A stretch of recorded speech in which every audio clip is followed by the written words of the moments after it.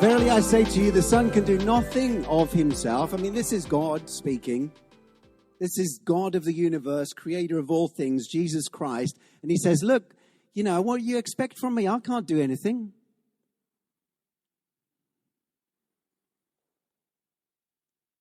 He knew how the whole thing was supposed to work.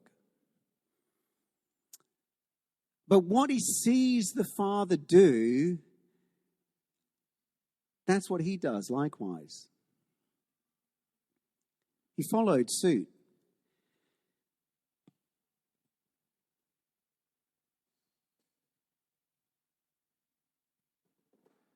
So we have a tendency to run off,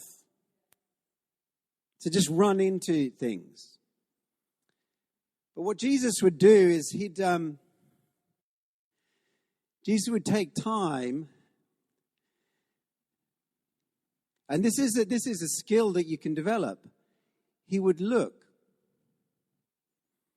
He would watch to see what his Father did, and then he would go and step into that vision and live out what the Father had already done. Yeah?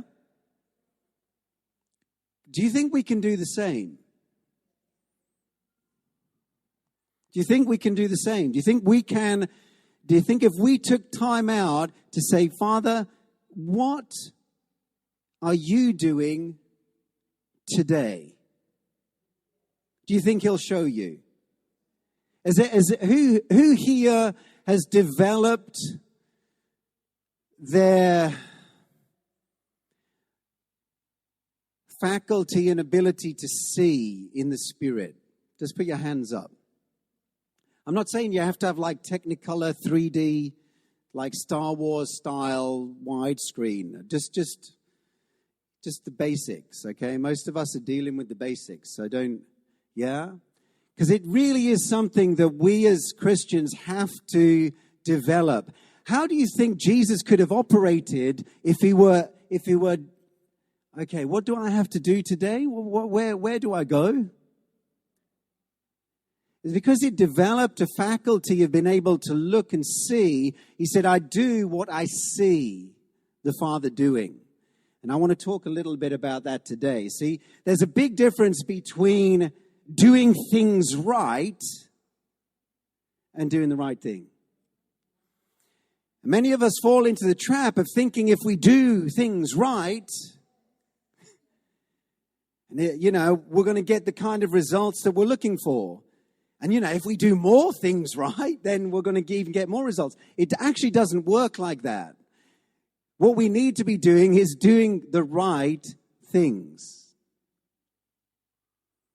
And again, I've been guilty of this, do you know what I mean? Just like multiplying, even with the word, you know, even with the word here, we can look at other people. We can hear sermons and things like that, and we can hear all the right things to do or how to do things right, yeah? And we can think, all right, that's what I'm supposed to do. I'm supposed to, you know, go out and hand out tracts because that's what Ray Comfort's doing. Or, you know, I'm supposed to, I don't know, whatever it is. You get where I'm coming from. You know, we hear what others are doing. We see the fruit of it. And we rejoice in that, but somehow in our inner man, because we're not established, because we're not rooted and grounded in who we are and what God has called us to do, we somehow feel like nervous, we get anxious, and we think, oh, should I be doing that? Should I be more like this person or more like that person? And we find ourselves anxiously doing a lot of things right, but it's partly because we've never taken the time to ease into and to strive to enter into the rest of faith where we know I'm doing the right thing. I'm doing the right thing.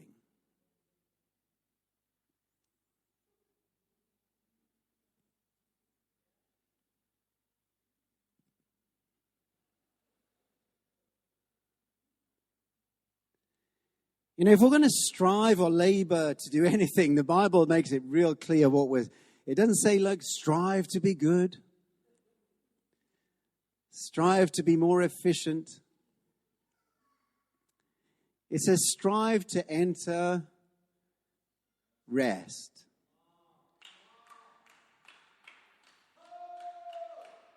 And again, we cease from our own works.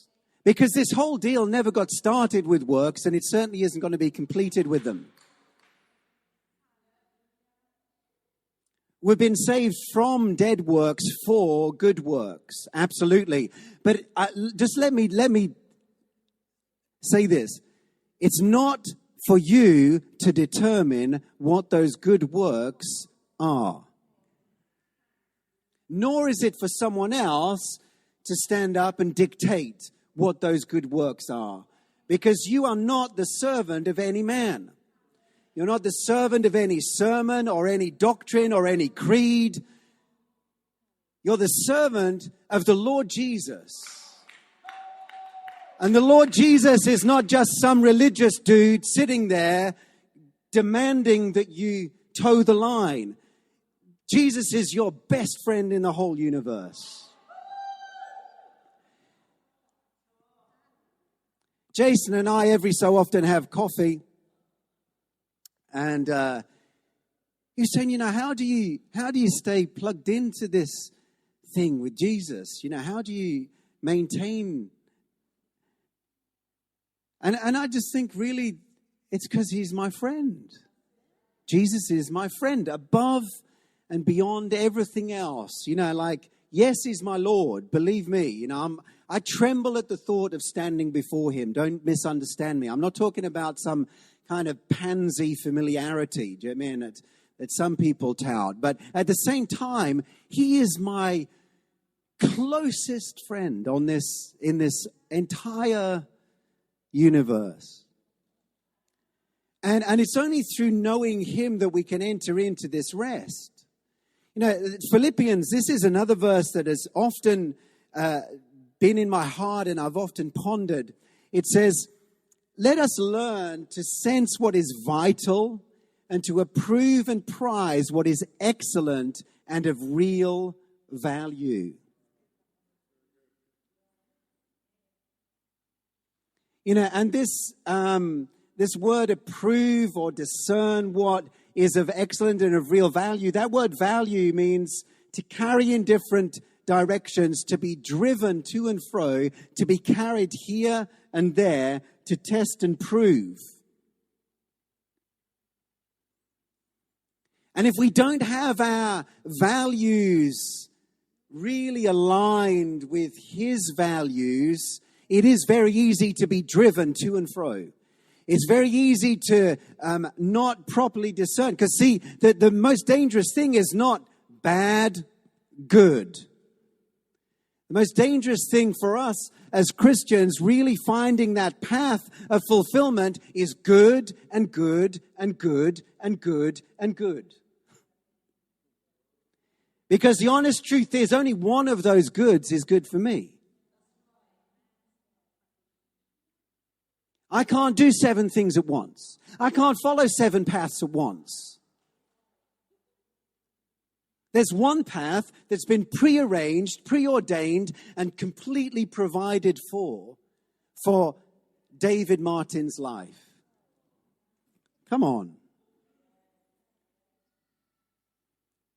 And I could feel completely inadequate. I could feel like, oh man, I'm just not making it. I'm such a failure because I've not got this or not. That's their path. And they will give answer for that. Do you honestly want to answer for the responsibility that someone else is carrying? No. I'm anointed for the path that I'm to take. And the danger is good, good, good, good, good. And we think, oh, I should be doing this. No, you shouldn't. Stop it. Do what God's called you to do. Learn to approve and prize what is excellent and of real value. Thanks for listening to today's episode. Hopefully it was a blessing to you.